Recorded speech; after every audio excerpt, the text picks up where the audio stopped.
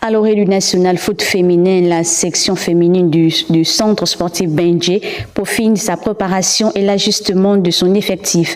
Un échange en marge d'un match amical disputé au stade de la gare d'Ovendo pour présenter les nouvelles recrues. Lionel Nguema, Louis Bestar, Lenyongo, reportage. Flora Bouyi, Baï Lucie et Samake Kadija sont les nouvelles recrues du cercle sportif Mbenjé section féminine. C'est en marge de match amical disputé au stade de la gare d'Ovendo que le club porgentillois a choisi de présenter ses nouvelles recrues. Pour les deux premières citées, le choix de la section féminine du cercle sportif Mbenjé s'est fait naturellement au regard du projet sportif proposé. La saison dernière, j'ai joué en Afrique du Sud, à UOG, Université de Johannesburg. Déjà être parmi les 3 premières de notre poule parce que c'est ces clubs-là qu'on va retenir pour les playoffs. D'abord, l'ambition du club. Ils ont décidé cette année d'être champion du Gabon pour jouer la Champions League. C'est d'abord ça et aussi l'effectif. Pour l'encadrement technique, ces arrivées viennent pallier à un besoin bien précis du club. Nous avons recruté dans des compartiments clés, en milieu de terrain, en défense et puis en attaque. Donc nous attendons beaucoup de ces recrues. Arrivé second lors de la phase de poule du précédent championnat féminin, ce club ambitionne de jouer les premiers rôles tout en restant au fait de sa réalité. C'est la saison écoulée, nous avons mené les débats du bout en bout jusqu'à la dernière journée que nous avons été coiffés par Akanda qui nous a ravi la première place dans la poule B.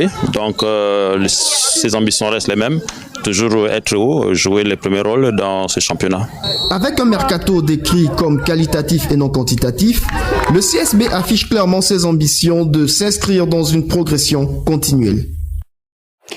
Pierre-Emerick Aubameyang nommé pour le prix Marcel Vivian Fouet 2024, le Gabonais réalise des exploits dans son club olympique de Marseille et fait la fierté des supporters. Raissa Lormidza. Déjà vainqueur en 2013, la panthère Pierre-Emerick Aubameyang est de nouveau en lice pour l'édition 2024 du trophée Marc Vivien Fouet, attribué chaque année depuis 2009 aux meilleurs joueurs de football africain évoluant dans le championnat de France de football.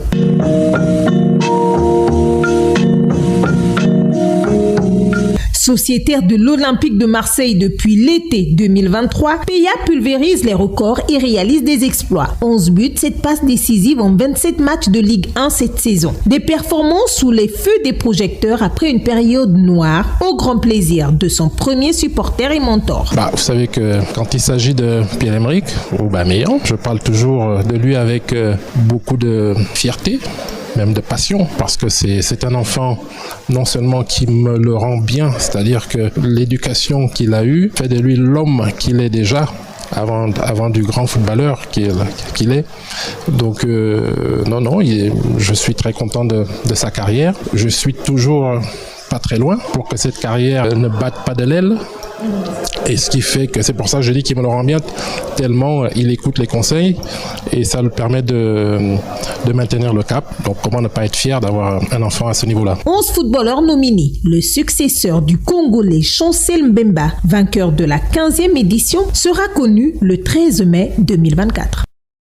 Et pour la boucle de ce journal, allons dans la province du Haut-Ogooué, dans la ville de Mwanda, où séjourne le patron du tourisme et sa délégation. Là-bas, le membre du gouvernement a effectué une visite au terrain de golf de Komilog, qui abrite un grand événement sportif de l'Open de golf. Léa Virginie Atsam, Bertin Osaga. Comme chaque lundi de Pâques, la ville de Mwanda affiche complet et pour cause le Open Golf, un événement sportif qui attire du monde. Le spot est très bien. C'est une bonne opportunité offerte par les organisateurs et que le niveau est vraiment placé à un très bon niveau. À cette compétition, nous avons fait l'effort d'inviter toutes les nations africaines, tous les joueurs africains, dans les catégories professionnelles ou dans les catégories amateurs. Cette année, ils étaient 34 joueurs professionnels, dont 3 femmes qui ont pu faire le déplacement. Parce que nous avons innové cette année, nous avons fait un professionnel homme et un tournoi professionnel dames. Ce grand événement sportif fait la promotion de la destination Mwanda. Dans le même temps, il stimule la demande touristique dans la ville. À l'occasion de cette 26e édition, le ministre du Tourisme et de l'Artisanat a effectué le déplacement. Le golfeur ne se déplace pas seulement parce qu'il a envie de jouer, mais il se déplace aussi parce qu'il a envie de découvrir un pays. Et Dans cette localité-là, dans cette province, il y a des atouts importants. Il y a des atouts importants. Comilog doit donc nous accompagner pour qu'on puisse développer tous ces sites touristiques qui vont attirer plus de golfeurs. Il faut qu'on prenne conscience qu'on est en face d'un événement touristique qu'il faut promouvoir. J'invite donc les plus hauts responsables de Comilog et Ramet pour qu'ils comprennent que nous devons travailler ensemble pour développer la prochaine édition de l'Open. Organisé sous le thème Golf et culture, du 28 au 31 mars, l'artisanat s'est invité à cet événement d'envergure au village golfique créé pour l'occasion sur l'esplanade de la salle polyvalente. Des exposants ont présenté au ministre du Tourisme et de l'Artisanat des produits et services touristiques.